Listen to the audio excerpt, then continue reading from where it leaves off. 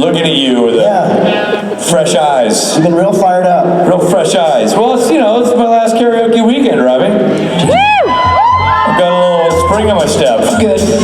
I'm good. I got a restraining order for about 5 feet. Yeah. You're the captain of the hug team, and you don't like it when I get close. I know. Let this be like a measuring stick of how creepy this is. I begged the you to man who will hug anything or anyone at any time. Who begged you to share a bed with me one just point. on bended knee, begged me to sleep with him in Milan, and now he's suddenly persona non grata. Give me the Heisman. That was when you're normal rich. Now you're creepy rich. When was he? Well, at least I know my defense mechanism. I have a call into the lobby to see if I can get a different stage. What'd you say? I have a call into the lobby to see if I can get a different stage. Yeah, that's what it is. It's like I'm evolving. It's like a butterfly coming out of the cocoon. And I'm happy for you. It's clearly my issue. Like I'm not ready for it. Yeah, I know.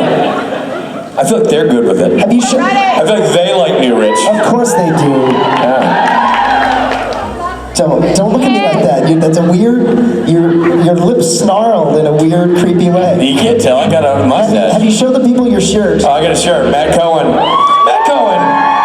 God bless Matt Cohen. Matt Cohen took it upon himself to produce sort of shirts for this con only that are.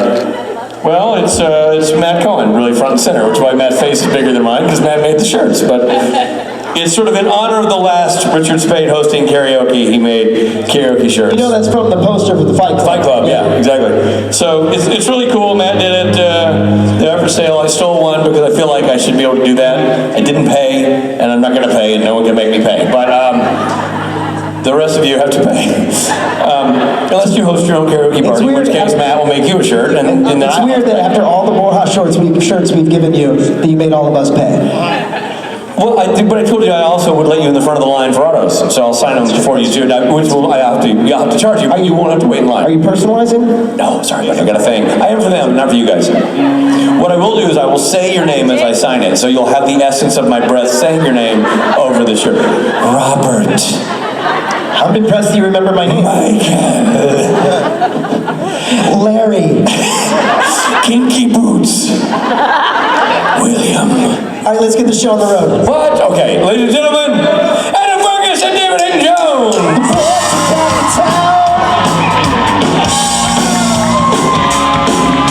The boys are back in town. The boys are back in town. They never left town, actually. The boys are back in town. Oh, I thought there was another beat there. I was like, so, let's talk about the elephant in the room, Robbie. I know for a fact that a lot of people say, how dare you address David Hayden? Right.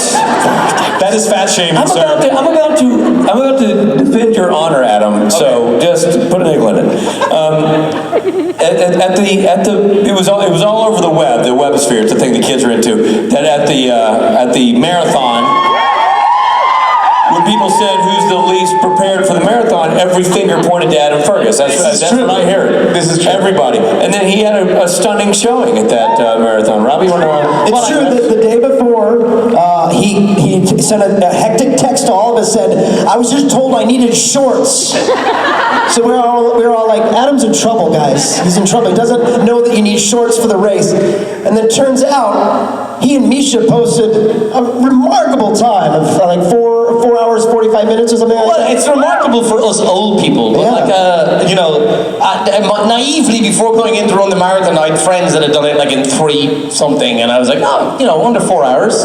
But as soon as I started running 50 meters down the road, I was like, are you? What's that in American? No. It's one of the funniest things. I've never been in so much pain in all my life, but had so much pleasure at the same time. I'm sure you felt the same. Rob pays for that experience. Yeah, you have the wrong hobbies, my friend. No, but it's like for the final. It was funny because there was a real great showing from the Supernatural family, as you would expect. It was awesome. Here. Not only financially speaking, we raised an obscene amount of money for randomacts.org, and it was just an amazing showing for everything. But at mile marker 21, you really don't want anyone watching you. So myself and Misha were like, this fuck. And then we'd see some fans cheering us on. We're like, yeah, hey guys. And then we get around the corner, we're like, oh fuck, Jesus. And whoever This is a shout out to the wonderful, what was her name? Alice, the organizer, one of the organizers. She did something really cruel, which was put a big hill at the end of the marathon. So I said, do you remember that? So you turn the last corner and you're like, what? Are you kidding me? What? It's a hill. It's like this hill. And so we're like, oh, literally, what goes up must come down. Or we get to the bottom, the top of this, and it's going to be downhill all the way. And then there's another hill. Yeah. And then there's a bridge. Yeah. It was just treacherous. It was like, but you know, it definitely, it's something that if you never figured you'd ever be able to do in your life, and then you end up doing it, crossing that finish line, there's nothing like it. There's nothing like that sense of achievement. And the fact that we did it for a good cause was just amazing. We're proud of you, buddy. Nice job. Attaboy, David Hinton Jones. Thanks, guys. Hello, Jacksonville. This is exciting. Last one of the year. Oh, that's what I'm talking about. It's kind of bittersweet.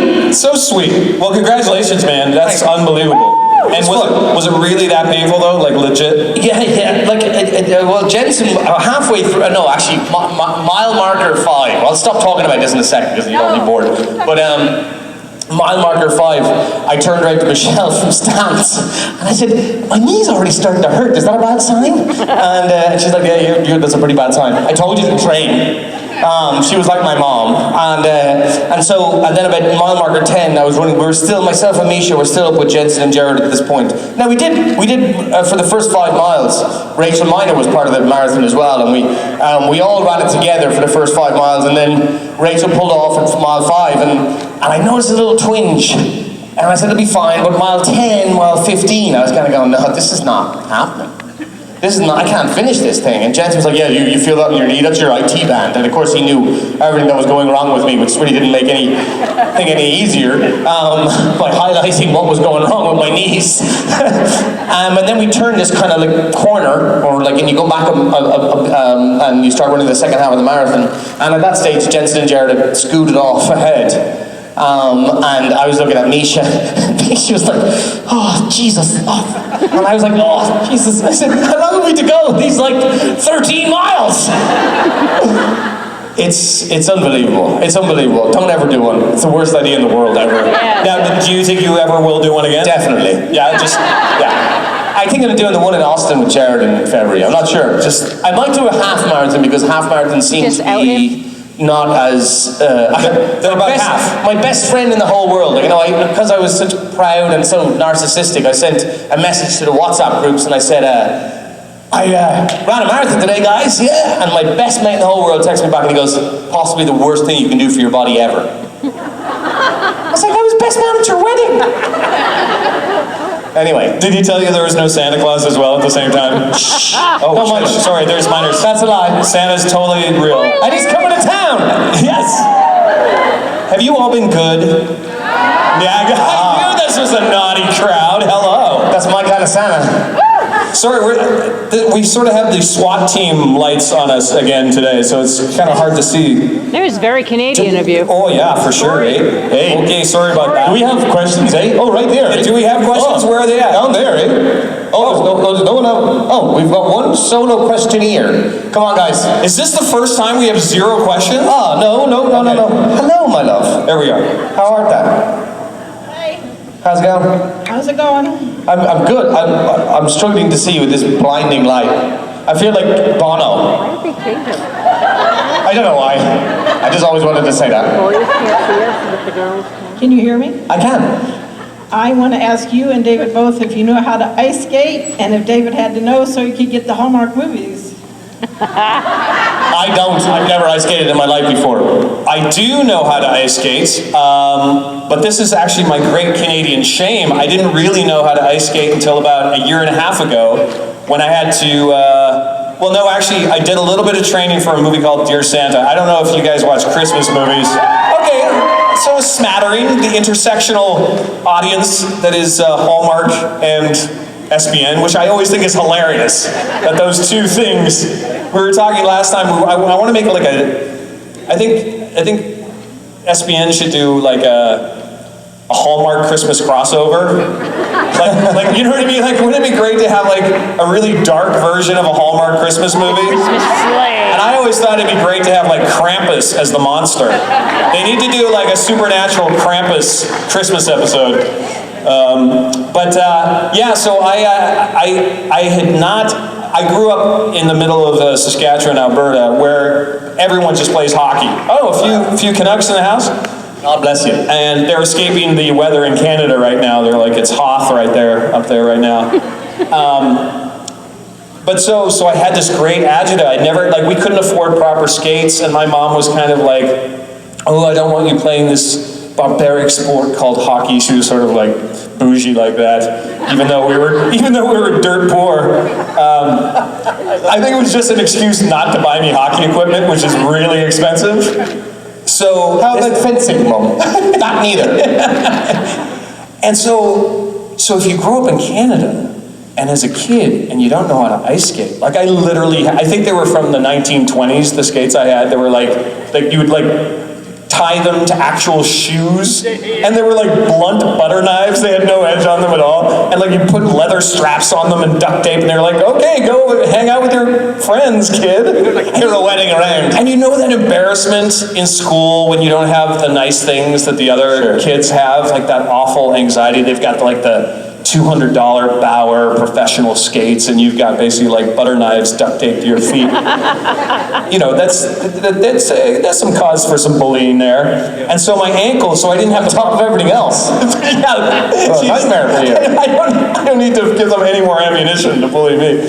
So, long story short, when I read in the script in Dear Santa and in Bramble House, I was going to have these skating scenes. So I was good enough with good proper skates that I could be just a dad skating with his daughter.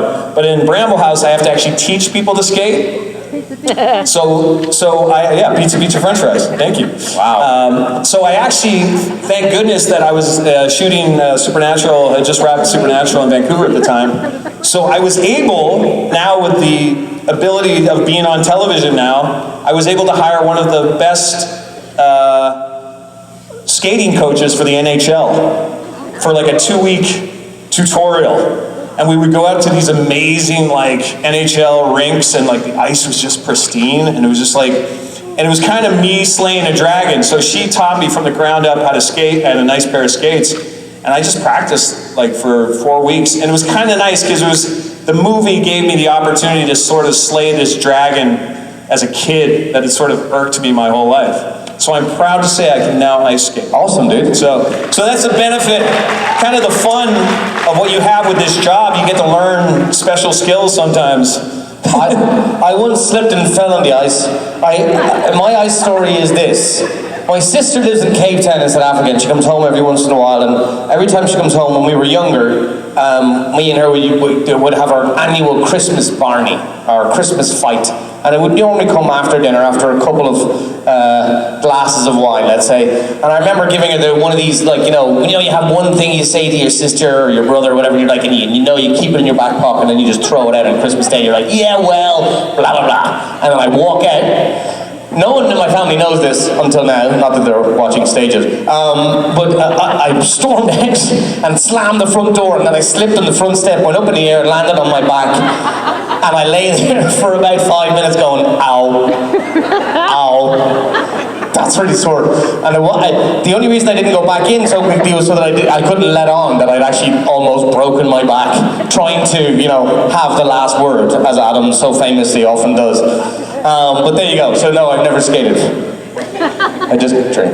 That's a karma story, basically, is what you're saying. Exactly. Karma is Don't ever skate. Hi. Hi. How are you? I'm good. How are you? Good, thank you. Know you're well. Okay, so I always thought that Ketch and Mick Davies were really interesting characters. So my question is, if Mick Davies came back, how would Mick's reaction be, and how would Ketch's reaction be? I like the idea. I mean, again, this is sort of a Christmassy vibe. I like the idea that there's a sort of Christmas Carol Mick haunting of Ketch's, like, psyche. Like, you would come back, and has there ever been a buddy cop show with a real guy and a ghost? I don't know, but there should be. I know what you're saying. Wouldn't that be great? Like, if we made amends somehow, you taught me the lessons of life, and how... I would be like the ghost of Christmas Future, whatever that is, like Scrooge's future ghost. But you could do all three. and then you would teach me the lessons and show me the error of my ways for shooting you in the head, in the back of the head. Yeah, I would like to come back. I would like to come back. If anyone, Andrew Dabb, if you're watching this, no, I would like. I've always wanted to come back as some kind of a supernatural creature rather than a human being, a boring human being. But like a dark angel was always something that I would like to come back as and haunt the flip out of Ketch. And you know, but I would like to see our characters getting on. You know, because we get on so much as buddies. But that's what I mean. I would love to see us like driving around. Like there would be a little bit of animosity at the beginning. Of course. You know, be like, you know, you did blow my brains out, dudes. You know, I'm not going to be giving you it that easy. Yeah, it'd be like Christmas Carol meets Lethal Weapon. Oh my God. Kind of a buddy comedy. I have to be great. Would that be great? Yeah, I think let's write it. We'll write it. We've got a lot of things to write at this point. We'll write a fanfic based on Ghost, Davies, and Ketch. Yeah, I'd love to be a ghost. What do you think? I don't know, because considering that Ketch's character development may lead to him being like immensely feeling guilt over killing Mick. So I don't know how their reactions would be. Yeah, I mean, there's definitely guilt there. Ketch has lots of things he feels guilty for. What is up with Ketch, by the way? What is he doing? How long do we have? Like, all panel, my friend. That's what she said. This question is for David. I'm never going to get over it. Like, you know, Ketch is this kind of dude that, like, you know, maintains he's this kind of badass. But, like, what? Shoot me from here. Like, why don't you, like, you know, Dr. Hess, why don't you just come around and go, dead? You know, that would have been way more badass, right? Would have been badass. Well, instead you shot me in the back of the head, like, remember when we meet Ketch? Dr. Hedge. Yeah. Well, when we meet Ketch in season 12, he's gotten pretty soft on all the toys. You know what I mean? Like, he's always talking about, that's why he was like, don't eat with the double entendres. You are a filthy ASD crowd. I was already there.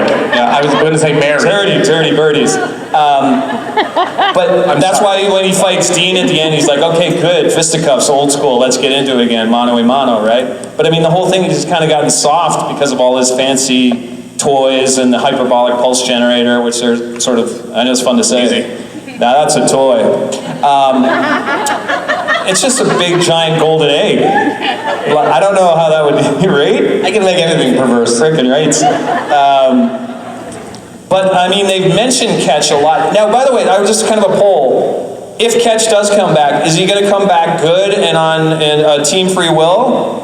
Or is he going to break bad? Is he like playing the long game? He's actually, because wasn't there some, did everyone watch last night already? Most? Okay. I shall stop talking now. Santa Claus. I've heard you. Okay, we'll stop talking. Great. We'll move on. Hello, panel. Okay, so I'm really bad at wording questions, but so I was at NashCon, and I was also like sick, so I missed like the whole Rat the bull. yeah. Can you like retell that story? Retell it or re-show. We did say that it was always going to be limited to Nashville, so we can't, and there were children present, so Yeah. we can't actually... 21. She's 21. No, not her. So, She's definitely not 21. Can I see your ID, please? so you all have access to the internet. Her mom goes, she'll leave. Parenting 101, I love it. Wow. No, but basically, the physicality of it was that I kneeled down and David rode me like a bull. With chaps and a cowboy hat. He was wearing chaps. So it's like, you know, it's not that bad. So if anyone wants an early Christmas present, it's all over YouTube. Just do NashCon 18. David rides Adam like a bull. But Make sure it says supernatural in it, because that'll go you, whoa. You do not want to watch the other version. You released that? That was supposed to be just for us. I was wearing a GoPro. How could I not? That POV shot, oh my God, it's just descended. I'm so sorry. It was so sad. You're bringing it out in us. It was Cheapers. Thank God this has not been shown over the internet. Thank you. Oh, corrupting humans. Yeah, no, Every city we basically, go so to. David wore the chaps, and I slagged them off on the internet beforehand and saying, oh, you're wearing asses chaps, and I must have said something. Speaking of slagging off on the internet, you're wearing a lot of good clothes right now, good man. I hope there's a mankini underneath all that. He promised Twitter that he'd be wearing nothing at all for this panel. No, not the panel. Oh, not the panel. No. You just wait for tomorrow. Let me guess. You're wearing nothing at all under those clothes. Exactly. No, I'm Logic. I'm not very good at wearing the outfits. But tomorrow I'm going to wear something. You're gonna wear a little something special? I'll wear a little something. A little something special? Yeah. Okay. I promise. Cool. I promise. You know, I'm the cosplay nerd of this duo. I'd gladly give you that moniker. Hi. Hey, do you guys think the Winchester way would make you a better hunter than the old English way? Do you think it actually made you guys better hunters? And do you have any regrets for some of the kills you went behind their backs and killed? And do you think the character does? Yeah, no question. I've never killed anyone in real life, thank God. I know we're in Jacksonville. Yes. Adam, you had already turned the Winchester way. That's why you ended up with a bullet behind. No, and yeah, exactly. And I think it's a really, really good question actually, because you know, we pertain that we eradicated werewolves from London since 1928 or something. So obviously we were good at something. But I definitely thought that our ways were more barbaric and more clinical, and didn't see the crossover between human and supernatural creature, whereas that the Winchester brothers did. And so there was a cold grey area that the British men of letters never even dealt with or refused to deal with. It was either one or the other. It was very black and white. And so, yeah, there were massive regrets. And that was where my character was taken. And it was really cool after a while to have that be you know, because you've no real control. The writers, you know, see what you're doing and then they decide to take the character. And it was really cool that they took it in that direction, albeit they could have kept going. No, I'm joking, but no, it was definitely something that the character. Your character had the flashback scene as a child, so that really showed, like, really I have to do this, and that's the survival. Yeah, and he had to kill his best mate. Humankind in him back then. Would have been cool if he had been if Ketch had been in the room with him then. It would have saved me a lot of bother. Exactly. But also to your point, though, I think that was Ketch's sort of love affair with Mary, right? He says she's the best Winchester. I mean, that hunting, that acumen, that raw, animalistic kind of American, Yankee, New World way of doing things was deeply seductive. And again, back to the previous point, which was, yeah, Ketch had gotten soft on his toys and his machines and his jets and his, you know, motorcycles and all that stuff. And I think there was a real appeal of coming to America and kind of like doing it raw, fisticuffs with a machete. Doing it raw? Yeehaw, I'm telling you. Krista, front and center all week. Did we? Earmuffs. Because I said, you know what earmuffs are? Because I said raw? You said doing it raw. Doing it raw. Okay, and we don't need to repeat it. We made the point, don't need to celebrate it. Yeah, we do. You know that bit in Wedding, or was This it Old crowd School? loves double entendres. Old School? Yeah. Will Ferrell. Oh, that's a quote. Sorry, I'm a nerd. Great question. Thank you. Cheers, mate. Hello. Hi, this question is for David. Do you think that Ketch is a good guy or a bad guy? Do I think Ketch is a bad character or a good character? Is that the question? Yeah. A guy or a bad guy? Well, obviously in the... Can I answer that? I think he is a good guy in his own mind, which doesn't necessarily mean that he's a good guy for the show or obviously for the Winchesters or for the stuff he did in season 12. However, in season 13, I think there was an effort to make amends and to have some sort of rapprochement or some sort of redemption arc in some way. I think he's a damaged guy. I think he's a complicated dude. I think he's a little boy in a big fancy suit with a lot of fancy toys and a lot of damage. That's what he is. And I think he's searching to do the right thing, but he used to believe in this philosophy, right? This dogma, this men of letters thing. And when you believe so stringently in dogma, you become the monster. So, and that's what he became in season 12. And then he offed his poor fellow survivor here from Kendricks. Typey. And it went bad, yeah. So I think he's ambivalent. I think he's complicated. And I think it really depends on the audience. Let's ask the audience, is Ketch a bad guy? Is Ketch a good guy? What? Right. So it's complicated, right? It's complicated. If he comes back, did I already ask this? Is he going to be good or bad? Yeah, you just asked it. Right, but which would you want him to be? Do you want him to break bad again, or do you want him to redeem himself? Aww. Interesting. So there you go, right? Everyone's got an opinion, and that's what makes the show awesome, is because people are still, you guys are still talking about it, debating the story arcs, the characters, and all that stuff. So thank you. Great question. I don't have a good answer. Bad guy. Hi. Fair play. Hi. Hi, so you were able to sort of see how Dean and Ketch would bond over killing things and drinking, and how Sam and Nick would bond over nerding out together. But I was wondering if there was a day where they each went out with the other brother and hung out, how do you think that they would bond?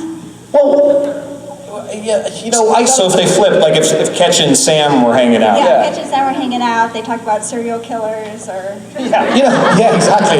Well, I think Ketch would absolutely love the academic side of Sam's brain. Like, I think they could, like, do a bottle of scotch and like, go through some, like, old, cool books that they have in the library. I think Ketch would totally nerd out with Sam in that way, for sure. Yeah. I think I almost got an opportunity, but like, you know, the thing about Supernatural is there's so many amazing storylines, you know, so like you've got Mark Pellegrino's storyline, you got, you know, your storyline, you got, and you've all these storylines, there's only so much you can fit in, but I really wanted something to happen. Mick thought he was a bit of a badass after he shot, then my penultimate episode, when Ladies Drink Free, or for free, after he shot the werewolf that was about to kill Dean. I was like, oh, me and Dean are gonna bond now. And it did not last, like, for a second. He was like, fuck you, Mick. Whatever. And so I was like, wait, dude, I saved your life. Come on. Didn't he shove you up against a wall? Go eat a fucking bug. And like play with your wound? Yeah. He was like, shh. Yeah, he put his thumb right in there. Anyway, so he was kind of longing for Dean's attention and Dean's kind of recognition for the last couple of weeks that he's lived on the planet before he was unceremoniously shot in the back of the head. But yeah, no, that's a really interesting question, because I definitely, I love, like, you love working with everyone on the show, and I love the bond that Mick and Sam had, and they're nerding out together, but I think Mick definitely craved a bit of Dean attention. I think a night of getting drunk and reading books too, like, you know how Sam has that nice therapeutic therapist way about him? I think Sam could get Ketch to cry. like a real nice, like, back to the womb cry, though, you know? Not like a guilt cry, just be like, and I would just hug that redwood, I would just tuck in there, you know, just bathe in his musk. You know, just like, I'm home. Like a lush bath bomb. I can be good again. Pip and all that. Yeah. I'd like to see that, actually. Yeah, me too.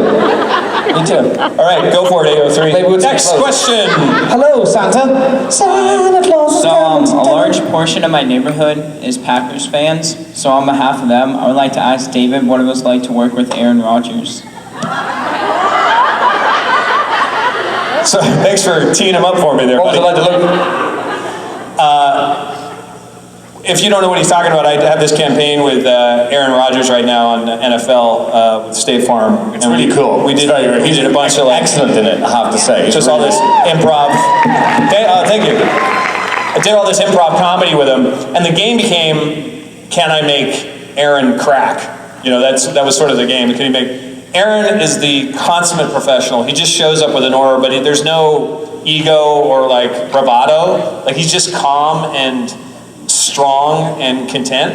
And what was really fun, on the first day of set, we just started riffing on like all this comedy, like nerd comedy stuff. Like, he loves comedy. So when we established that rapport, we were doing bits from like Naked Gun and like Zucker Brothers movies and like Blazing Saddles and doing all this sort of fun stuff. And once we started riffing like that, he just kind of gave me permission to just mess with him. And he's the straight guy, and then I was just obviously the goofy douchebag, sort of playing around him.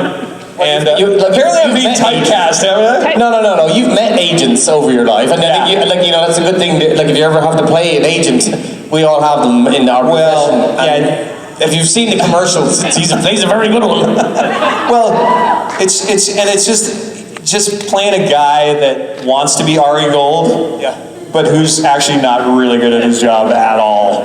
It's just kind of fun. But yeah, to your point, Aaron was just like legend. He was awesome, so playful, and we just had a great time. I mean, I think they're going to release, after it's all said and done, after the season's over, they have so much footage of us playing these characters and me just doing long runs of improv. I think they're going to release like a 5-minute blooper reel on YouTube. And I know you guys like bloopers. Of course. So whenever David Hayden Jones is involved, there's going to be a lot of bloopers. Chupacabra. Hello. Hello. How are you? I'm pretty good. How are you? I'm very good. I say Happy Christmas way too often because apparently you're not supposed to say that in North America. It's Merry Christmas, right? Oh yeah, or either, yeah. But it's adorable because you're Irish. Holidays. No, say Happy Christmas. Happy Christmas. Happy Christmas. How are you? Good. How are you? Excellent. Thank you. Okay, so my question is for David. Sorry. I got a phone call.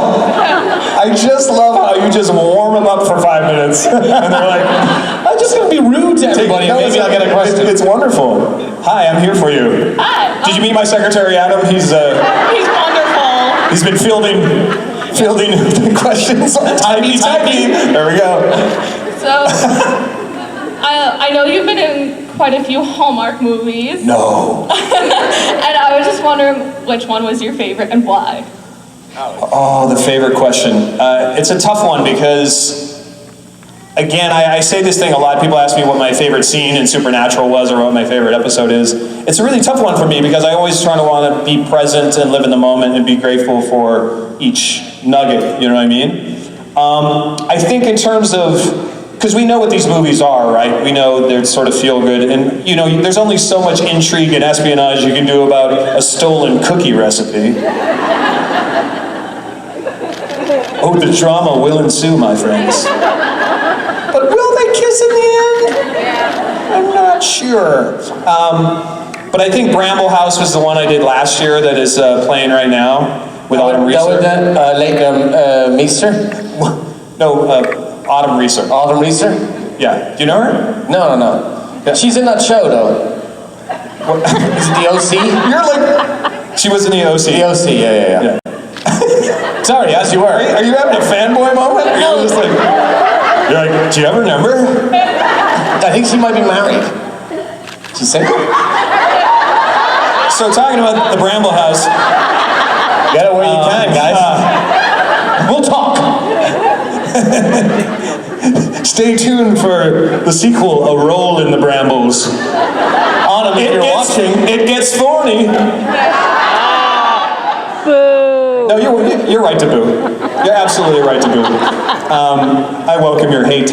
But that one, as a script, definitely had a little more like meat on the bone and like a little more drama. I thought a little more like stakes that were real world, like playable. But again, like I love the magic of Dear Santa. Like it's a letter and it's belief, and I really love doing them because I've worked with amazing people, and you know I've been talking to people about them.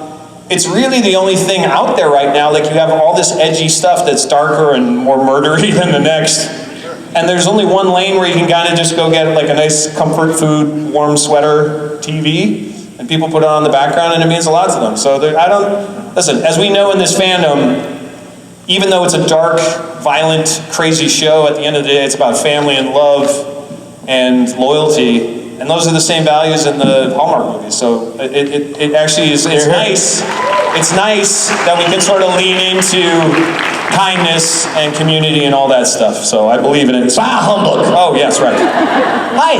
Hi. How's it going? Good. I dare you.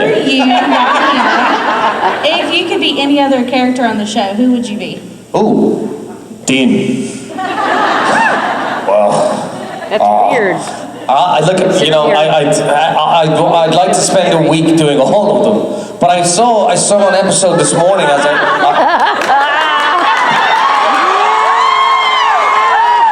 no, really, I would. Thank God this is not live on the internet. Such a gooch. Yeah, there's no stage it. The stage is broken, right? Yeah. Right. Hi, Gigi.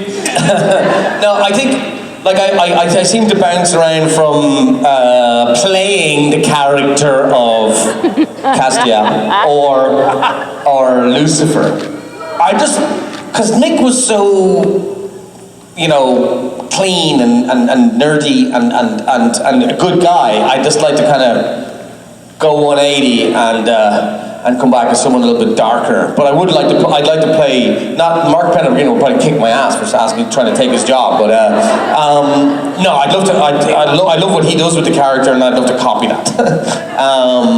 Or someone, either Lucifer or Castiel. Well, and that's the thing, I mean, these roles for actors are just as tasty as you get. I remember, after I thought I was dead on season 12 forever, there's this thing in Hollywood called pilot season where all the new shows come out and you go and audition for everything. And it was like cop drama, hospital drama, all these things. And I was like, but where's the grenade launcher and the demon? It was like, I literally had to be like, oh, well, this is no fun. They're talking about an ER room and some lawyery stuff. It was hard not to because when you get into the fantasy world and you get to play with such unlimited potential, it's make-believe, it's pretend, it's what you sign up for the job. So to be able to play in this universe is just extraordinary, because all the characters are so interesting. I wasn't going to try and speak to my microphone upside down. Hi there, great question though, thank you. Hi. Hi. So my question is actually for the both of you. With each of your characters, is there something that you find that you relate to them as well in your life? Yeah, I would say that murder is pretty. Lots of murders in my history. I should really not say that in front of people and on TV. You can't say anything these days. No. Oh baby, it's cold outside. Oh, you're gone. Wow. Yes, we're not going to go there. But you can stay. Thanks. You can stay in my place, in my cottage. I just said it was cold outside. Yeah, I know. I'll warm you up. But no, what were we talking about? I think I definitely don't really. At the beginning, I thought I related to Mick more as a person than I did towards the middle, and then by the end, I think I found more I had more in common with him by the end. But in the middle, I remember thinking that I had a bit of a struggle in a couple of the middle episodes.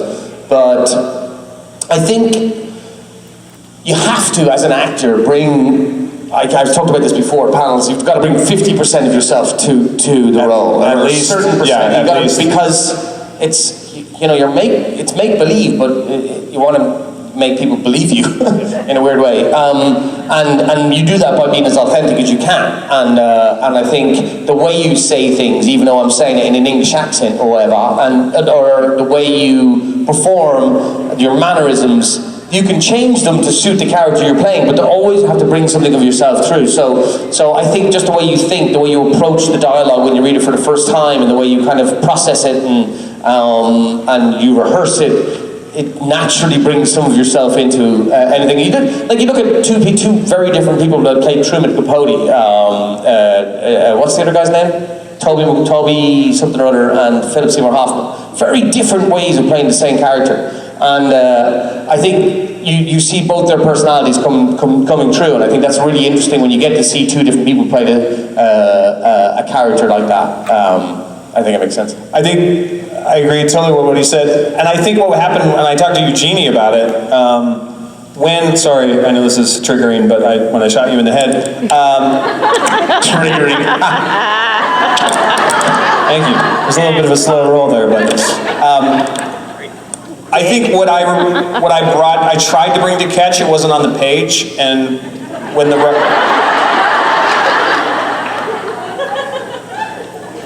I wanted to build in some vulnerability into Catch. Here we go. Giddy clown show. I'm glad you're dead. I love you. Higher. How much? Merry Christmas to me. Merry Christmas. Sorry, earmuffs, eye muffs. Earmuffs and eyeballs. Everything muffs. And eye patches. All the, just a safety helmet. Just a black motorcycle helmet. To get to your question, build in vulnerability. And when they saw that moment with the glimmer in Ketch's eyes, they were like, oh, let's exploit that. Because all bad guys are basically just damaged people and hurt. This has turned into a bordello.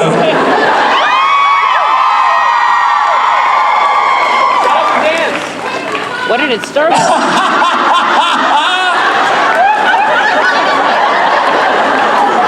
Who said that? No, seriously, who said that? I guess I won't be seeing you at the photo ops. Thank you for your question. Look what you started.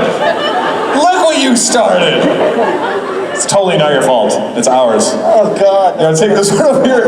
That was one of the best comebacks ever. Brilliant. That was awesome. Get out. Kudos. Security. So, They don't turn up for us. They're like, you're on your own, boys. No, see, no, okay. You'll be fine, guys. Hello. hi. Happy Christmas. Good.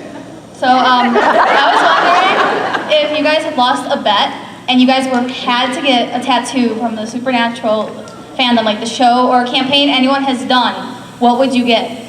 So let me get this straight. If we lost a bet and we had to get a tattoo of a character on the show, or Like a symbol, like the anti-possession symbol or anything like that. Or which like symbol will we get? Yeah. Could we get someone's face? Yeah.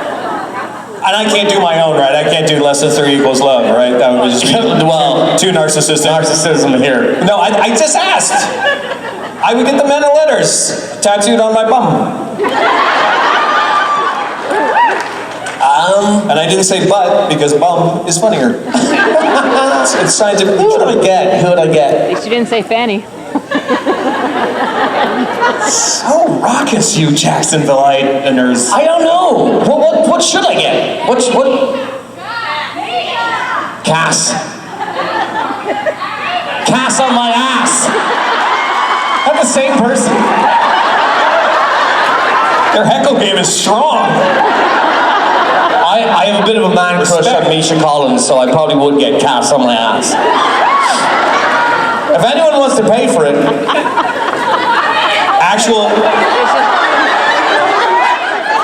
I smell an Indiegogo campaign coming up. Let's get Misha's face on Fergus's butt. Who's in? I know what I'm launching for the new year. That's a bad idea, tour. The park is times 3. And you know what, it'd be perfect because when you're running in your thong, everyone could see him smiling. He'd be like, You're welcome. Look what you started. thank you. Fucking battery, sorry. We have gone downhill, folks. We are at the bottom. Can we go further, though? Can we go down the well? How low can you go? Let's try. There's always further to go down.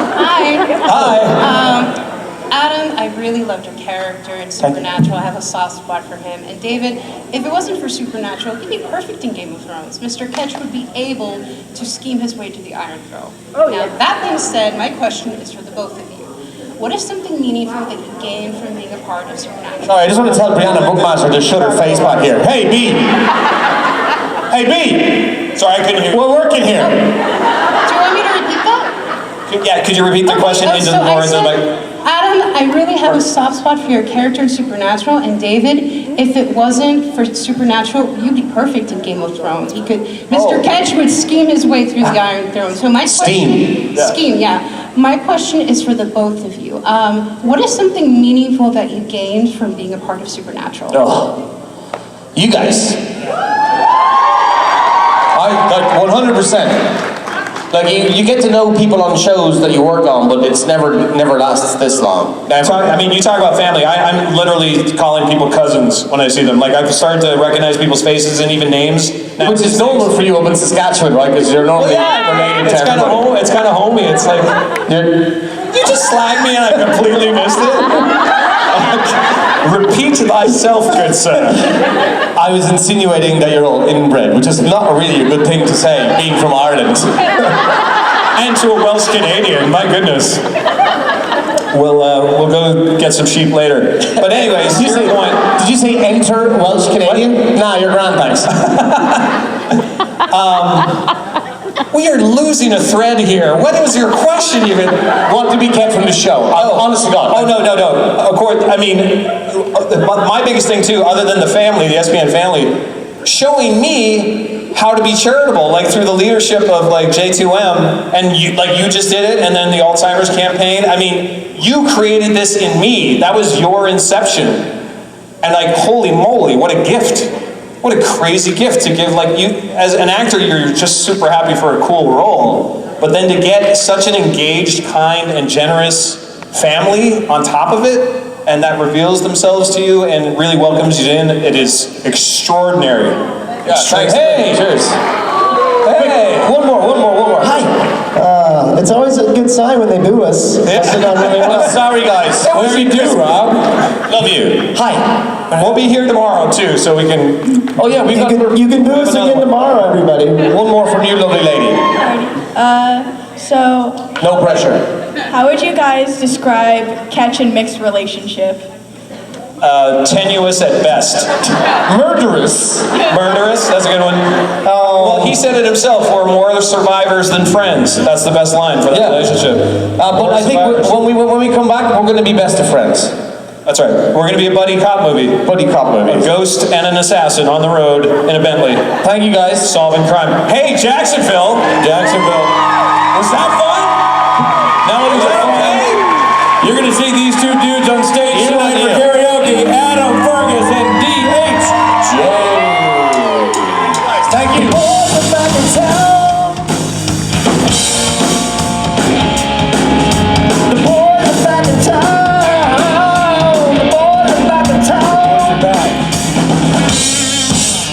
Yeah, the boys back there, Bubba.